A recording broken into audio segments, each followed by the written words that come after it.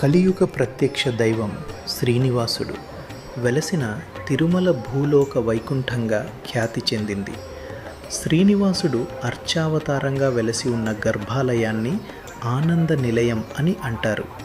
శ్రీనివాసుని ఆలయం చుట్టూతా ఉన్న 4 వీధులను పవిత్ర మాడ వీధులని అంటారు.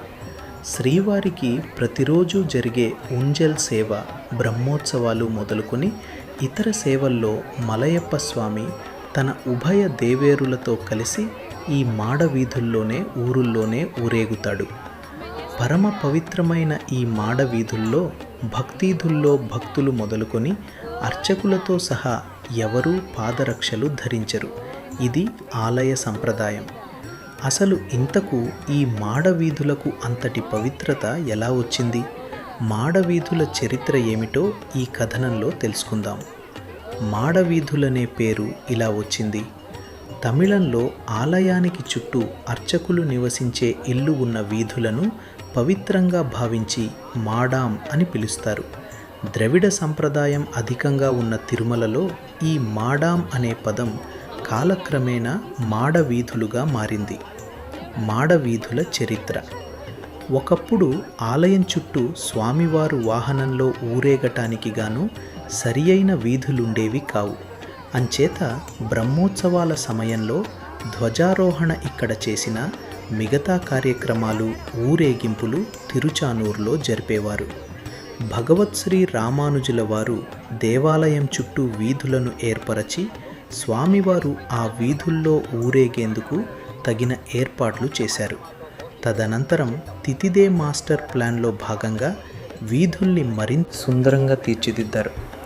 ఇవే ప్రస్తుతం మనం తిరుమల ఆలయం చుట్టూ చూస్తున్న పవిత్ర మాడ వీధులు. వేదాలే వీధులుగా తిరుమల ఆలయం చుట్టూ ఉన్న 4 మాడ వీధులను 4 వేదాలకు ప్రతీకలుగా భావిస్తారు.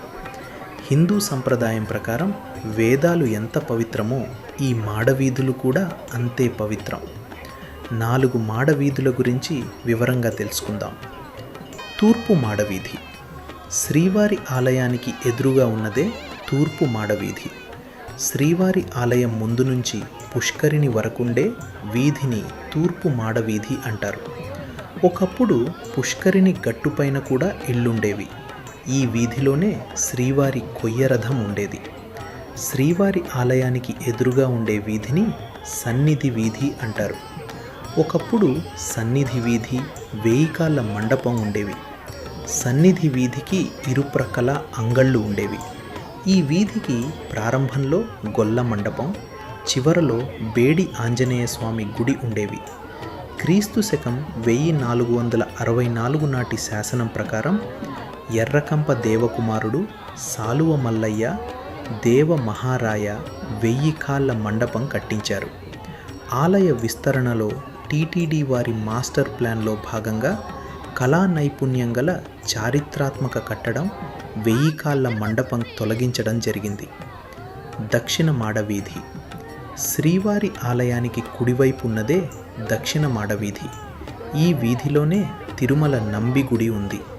దీని పక్కనే ప్రస్తుతం వైకుంఠం క్యూ కాంప్లెక్స్ నుంచి శ్రీవారి ఆలయానికి చేరే వంతెన ఉంది. ఈ వంతెన కిందే ఒకప్పుడు గుర్రాలపాక ఉండేదట. శ్రీవారి దర్శనార్థం కొండకు వచ్చిన రాజుల గుర్రాలను అక్కడ కట్టివేసేవారట. ఈ వీధి మొదట్లో అంటే సరిగ్గా శ్రీవారి ఆలయానికి ఆగ్నేయంలో ఊంజల్ మండపం ఉంది. ఇది వరకు శ్రీవారికి ఊంజల్ సేవ, సహస్ర దీపాలంకరణ సేవ ఈ మండపంలోనే జరిగేవి. ప్రతిరోజు సాయంత్రం శ్రీనివాసుడు తన ప్రియ సఖులతో ఈ మండపంలోనే ఊయల ఊగుతూ భక్తులకు కనువిందు చేసేవాడు. ప్రస్తుతం ఈ ఉంజల్ మండపాన్ని ఆలయం ముందున్న విశాల ప్రాంగణంలోకి మార్చటం జరిగింది. తిరుమల నంబిగుడి తర్వాత ఉగ్రాణం అనగా శ్రీవారి ప్రసాదాలు తయారీకి అవసరమైన సరుకులు నిల్వ ఉంచే ప్రదేశం ఉంది. పడమర మాడ వీధి.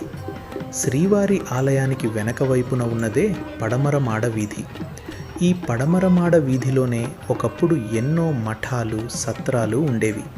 ప్రస్తుతం తిరుమల చిన జీయర్ స్వామి మఠం, కర్ణాటక కళ్యాణ మండపం, వసంత మండపం ఉన్నాయి. పడమర మాడ వీధి ప్రారంభంలోనే అనంతాళ్వారు తోట ఉంది. ఉత్తర మాడ వీధి శ్రీవారి ఆలయానికి ఎడమవైపు ఉన్నదే ఉత్తర మాడ వీధి.